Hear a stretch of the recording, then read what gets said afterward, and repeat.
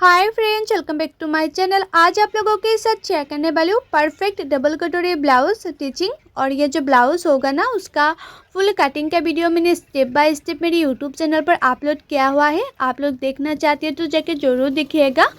तो अभी मैं फ्रंट पार्ट सिलाई करूँगी। तो मैं कटोरी के पार्ट सिलाई करी हूँ और कटोरी के पार्ट को एक के ऊपर एक रखे, उसके बाद सिर्फ किनारे किनारे पे एक सिलाई कर दिया है। और उसके बाद मैं टेकन दे दूँगी। और टेकन का जो चौड़ा है वो मैंने नीचे की साइड से ½ इंच भी कम लिया है। उसके बाद टेकन मैंने दे दिया है। अभी उसको ½ इंच मार्जिन रखकर और एक सिलाई कर दूँगी इस तरह से। और उसके बाद देखना, ये जो कटोरी होता है ना, वो परफेक्ट तरीके से बन के रेडी हो जाती है। तो देखो उसका जो शेप है वो कितना अच्छे से आया है। अभी दूसरा कटोरी को भी मैं इसी तरह से सिलाई करूँगी। और आप लोग ना जब भी डबल कटोरी ब्लाउज सिलाई करेंगे तो मार्जिन बराबर रखना, कटोरी में मार्जिन बराबर रखना। एक कटोरी में जितना मार्जिन रखेंगे ना आप लोग, दूसरा कटोरी में भी इतना ही मार्जिन रखना। तो देखना कटोरी कभी छोटा बड़ा नहीं होगा। बहुत लोगों का होता है कि एक कटोरी छोटा हो जाती है, दूसरा कटोरी बड़ा हो जाती है। तो आप लोग ना मार्जिन सेम रखेंगे तो कभी छोटा बड़ा नहीं होगा, परफेक्ट होगा। और आप लोग हमेशा ही मतलब ब्लाउज सिलाई करके उसके बाद चेक कर लेना कि दोनों कटोरी जो होता है ना, उसका जो जॉइन टू जॉइन है और उसका जो शेप है वो परफेक्ट आया कि नहीं। तो इस तरह से आप लोग चेक कर लेना, हमेशा चेक करके उसके बाद एक एक पार्ट को आप लोग सिलाई करना। तो देखना परफेक्ट होगा। और उसके बाद कटोरी के साथ जो 3 नंबर पार्ट है ना, वो ½ इंच मार्जिन रखकर सिलाई करना। और ये जो पार्ट होता है ना, वो ज़्यादा खींचना नहीं होता है, सिर्फ हल्के हल्के हाथों से मिलाते जाना है और सिलाते जाना है। ज़्यादा खींचेंगे तो छोटा बड़ा हो जाएगा ये पार्ट। तो देखो मैंने इस तरह से हल्के हल्के हाथों से मिलाते गया और सिलाते गया। तो एक कटोरी में 3 नंबर जो पार्ट है वो तो सिलाई करना हो गया। अभी दूसरा कटोरी में भी 3 नंबर जो पार्ट है वो मैं जॉइन कर लूँगी। बहुत लोगों ने ना मुझे ये भी कमेंट करके बताया कि जो कटोरी का 3 नंबर पार्ट होता है वो बड़ा हो जाती है। तो आप लोग शायद ज़्यादा खींचती है, इसलिए ज़्यादा खींचना नहीं है, सिर्फ हल्के हल्के हाथों से मिलाते जाना और सिलाते जाना है। तो देखना परफेक्ट होगा। उसके बाद बेल्ट का पार्ट भी लगा देना है। बेल्ट का पार्ट को इस तरह से इसके ऊपर रखना है और ½ इंच मार्जिन रखकर बेल्ट का पार्ट भी लगाना है। ज़्यादा मार्जिन नहीं रखना है, ½ इंच मार्जिन रखेंगे तो हो जाएगा। उससे आप लोग कम भी रख सकते हैं मार्जिन, लेकिन ज़्यादा नहीं है। उसके बाद इस तरह से सिलाई कर लेना है। और उसके बाद बेल्ट को इस तरह से सीधा करते हुए उसके किनारे किनारे पे और एक सिलाई कर देना है। तो फिनिशिंग बहुत ही अच्छी आती है। तो एक पार्ट में मैंने जिस तरह से बेल्ट लगाया है ना, दूसरा पार्ट में भी मैं इसी तरह से बेल्ट लगा लूँगी। तो देखो बेल्ट लगाना हो गए हैं और दूसरा पार्टों में भी मैं इसी तरह से बेल्ट लगा लूँगी। तो लगा लिया है बेल्ट। अभी जो हमारा बैक पार्ट है, बैक पार्ट से फ्रंट पार्ट का जो लंबाई है वो मैं चेक कर लूँगी। और बैक पार्ट मैंने ऑलरेडी पहले ही सिलाई कर लिया था। तो बैक पार्ट कैसे सिलाई करती है देखना चाहती है तो मेरे यूट्यूब चैनल पर मैंने बहुत सारी वीडियो पे अपलोड किया हुआ है, बैक पार्ट कैसे सिलाई करती है, आप लोग जाके ज़रूर चेक कीजिएगा। तो देखो बैक पार्ट से मैंने फ्रंट पार्ट का जो लंबाई है वो मैंने चेक कर लिया है। उसके बाद बैक पार्ट का लंबा जितना है, फ्रंट पार्ट के भी लंबा इतना ही रखे। और जितना फ्रंट पार्ट में एक्स्ट्रा है 1 इंच, वो मैंने पीछे की तरफ फोल्ड करते सिलाई कर लिए है। मैंने जब कटिंग किया था तब फ्रंट पार्ट में 1 इंच एक्स्ट्रा रखा था बेल्ट के नीचे, ताकि बेल्ट को फोल्ड करने के लिए 1 इंच चाहिए ना, इसलिए। आप लोग फ्रंट साइड में 1 इंच एक्स्ट्रा नहीं लेंगे कटिंग करते टाइम, तो एक्स्ट्रा फैब्रिक लगाना पड़ेगा। तो मैंने लिया था इसलिए मैंने एक्स्ट्रा फैब्रिक नहीं लगाया है। तो देखो दूसरा पार्ट में भी मैंने इस तरह से चेक करते हैं, उसके बाद फोल्ड कर रही हूँ, फोल्ड करके सिलाई कर रही हूँ दूसरा पार्ट में भी। तो देखो फ्रंट पार्ट में बेल्ट का जो पार्ट है ना, वो फोल्ड करके सिलाई करना हो गया। दोनों पार्ट बराबर से आया है, देखो जॉइन टू जॉइन। उसके बाद में फ्रंट साइड में हुक पट्टी लगाऊंगी। और ये हमारा राइट साइड। और राइट साइड में आप लोग जब भी हुक पट्टी लगाएंगे तो राइट साइड का जो ये कटोरी है ना, कटोरी की फ्रंट साइड में एक छोटा सा प्लेट ज़रूर डालना। तो देखना फ्रंट साइड में ना फिनिशिंग परफेक्ट आती है। तो एक छोटा सा मैंने प्लेट डाला है, उसके बाद मैंने इस तरह से सिलाई किए हैं। अभी उसको इस तरह से उल्टा करते हुए फ्रंट साइड की तरफ किनारे किनारे पे मैंने और एक सिलाई कर दी है।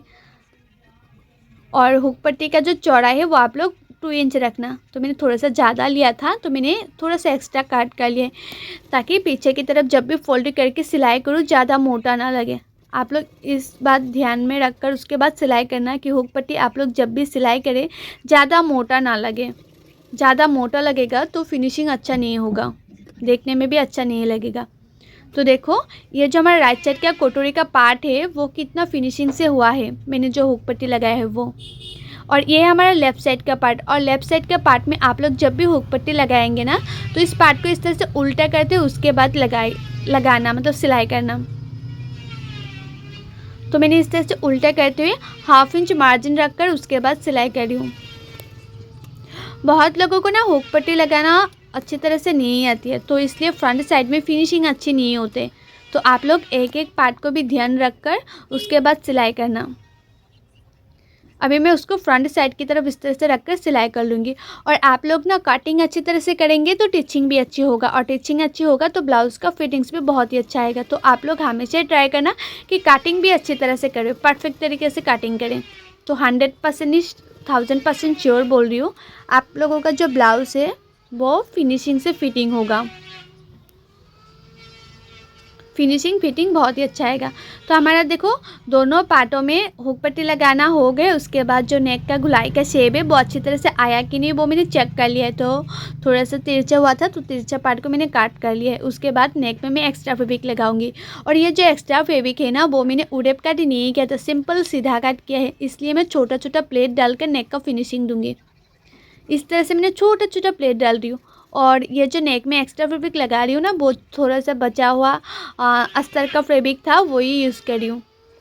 आप लोग चाहे तो नेक में पाइपिंग भी लगा सकती है या बकरम भी यूज़ कर सकती है। तो मैंने सिंपल इस तरह से एक्स्ट्रा जो फैब्रिक है वही यूज़ कर रही हूँ, अस्तर का फैब्रिक। तो एक सिलाई तक कर लिया है। उसके बाद मैंने छोटा छोटा काट भी लगा दिया है ताकि उल्टाने में और भी आसानी हो, इसलिए। तो उसकी किनारे किनारे पे मैंने और एक सिलाई कर दिया है। और नेक में भी देखो कितना एक्स्ट्रा फैब्रिक है, मैंने 1 इंच का लिया था उसका चौड़ाई, तो मुझे इतना एक्स्ट्रा फैब्रिक नहीं चाहिए है। तो इसलिए मैंने थोड़ा सा एक्स्ट्रा फैब्रिक को काट कर लिया। अभी उसको मैं पीछे की तरफ फोल्ड करके सिलाई कर लूँगी।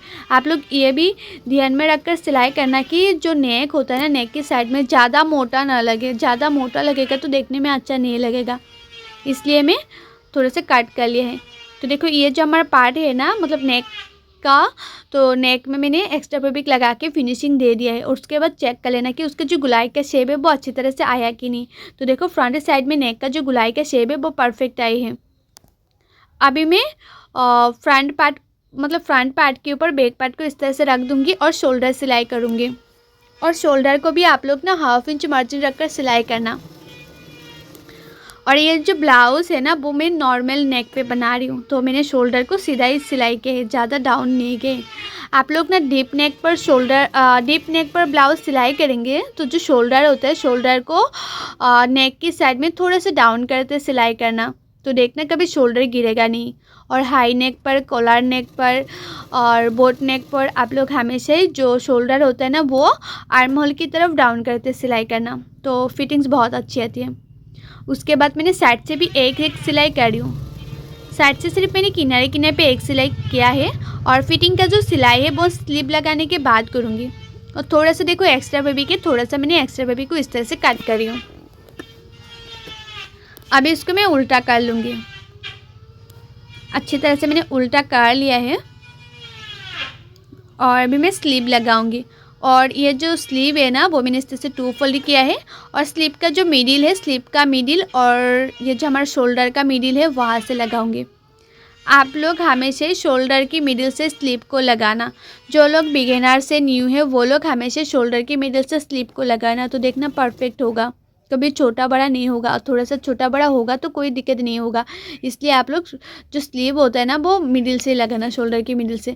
उसके बाद जो स्लीव होता है ना वो भी 1/2 इंच मार्जिन रखकर सिलाई करना है, ज़्यादा मार्जिन नहीं रखना है, 1/2 इंच मार्जिन रखकर सिलाई कर देना है स्लीव को। और एक स्लीव में जिस तरह से सिलाई करूँगी ना और दूसरा स्लीव को भी मैं इसी तरह से सिलाई कर लूँगी। और मेरे YouTube चैनल पर हर साइज की blouse cutting and teaching video already upload है, आप लोग नहीं देखे तो जाके जरूर देखिएगा। और कटिंग एंड टिचिंग सीखने के लिए मेरे YouTube चैनल को सब्सक्राइब भी कर दीजिएगा। और जो लोग मेरे पेज में देख रहे हैं वीडियो वो लोग मेरे पेज को फॉलो कर देना कटिंग एंड टिचिंग सीखने के लिए। और जो लोगों को ना कटिंग करने में दिक्कत होती है, कटिंग करना अच्छी तरह से नहीं आती है, परफेक्ट फिटिंग नहीं होता है, आर्म होल के साइड में झूल आ जाती है, तो आप लोग चाहे तो पेपर फॉर्मा भी ऑर्डर कर सकती है। मैं खुद पेपर फॉर्मा कटिंग करके देती हूँ। और पेपर फॉर्मा का प्राइस के और कैसे ऑर्डर करना है मैंने ऑलरेडी बहुत सारी वीडियो पे बताया हुआ है। आप लोग नहीं देखे तो जाके वो वाला वीडियो ज़रूर देखिएगा अगर पेपर फॉर्मा लेना चाहती है तो देखो स्लीव लगाना तो हो गए है।